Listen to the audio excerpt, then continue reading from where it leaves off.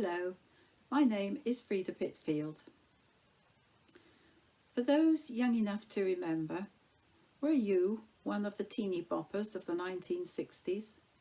A groupie they were called, who idolised the pop group, followed them around to every event possible.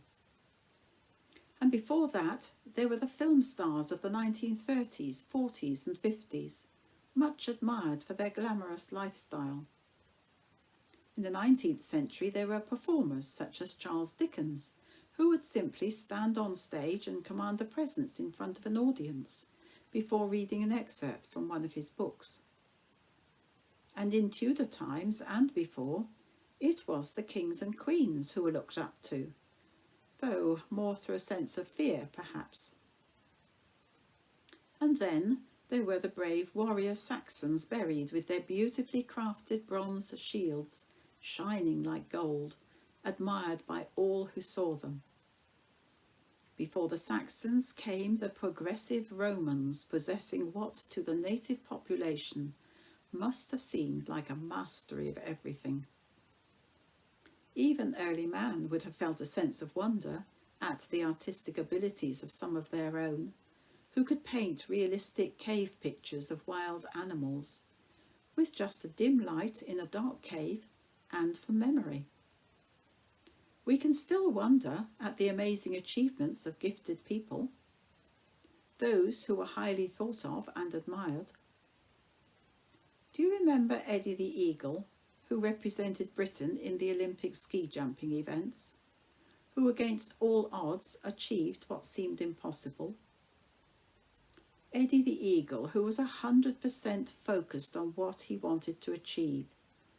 He overcame all obstacles: discouragement from his father, unfriendliness from fellow competitors, the negative opposition of the Olympic Selection Committee, his own fear of the next and much higher jump, and the stark possibility that he could be seriously, even permanently injured, and the casual, sometimes cruel amusement as expressed by newspaper reporters.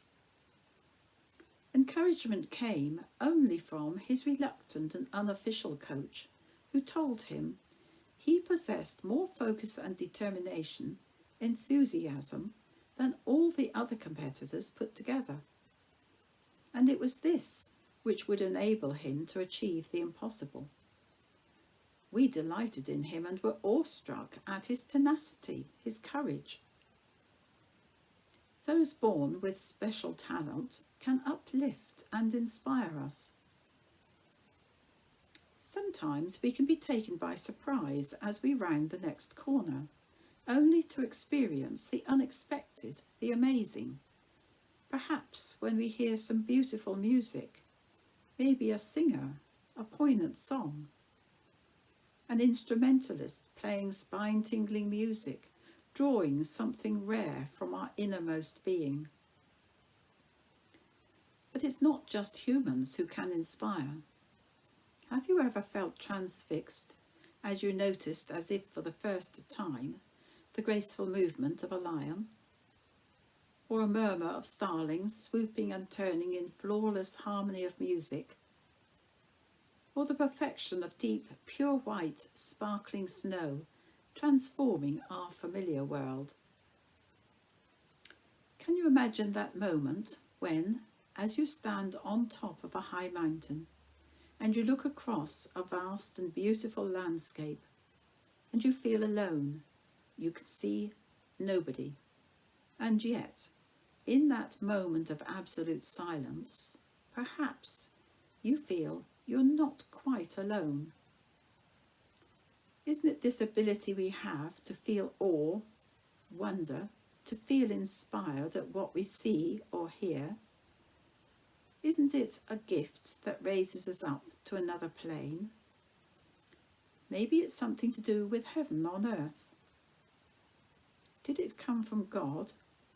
Perhaps to enable us to become aware of his presence. We are in the season of Epiphany, when God is made known to us. But how did God first make himself known to us? Well, we know that 3,000 years ago the Egyptians worshipped the moon, others worshipped idols. But why did they worship at all? Early humans lived in a lonely land, and there were not too many of them. And all around were mighty mountains, vast open spaces of land, fast-flowing rivers, hills and valleys.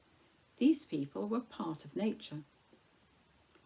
They would surely have sensed the eeriness of a forest at night, the unstoppable power of the wind, rain, snow, the fire and water, and their own fragility within this landscape. And they would want to gain some control over their world. Was this when they began to worship the awesome, visible yet unreachable moon? But where did this desire to actually worship come from?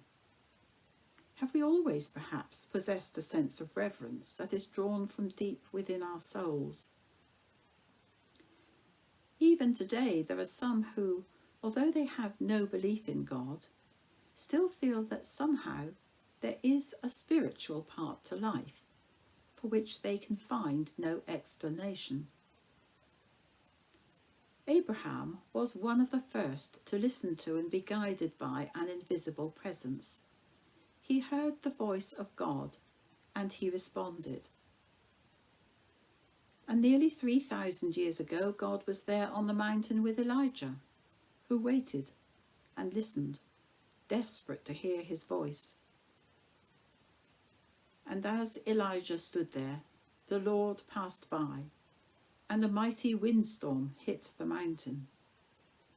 It was so strong that the rocks were torn loose, but the Lord was not in the wind. After the wind there was an earthquake, but the Lord was not in the earthquake. And after the earthquake there was a fire, but the Lord was not in the fire. And after the fire there was the sound of a gentle whisper. His was the still small voice that whispered to Elijah on the mountain.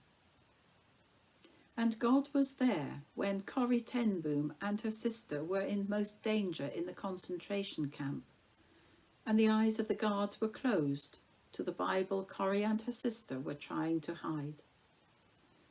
And he's been there with countless others.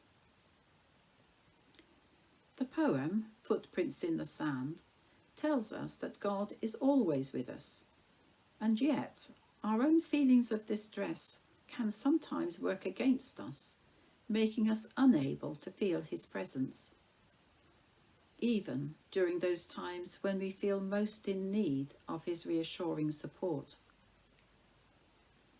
I have a small book written by Father John Woolley.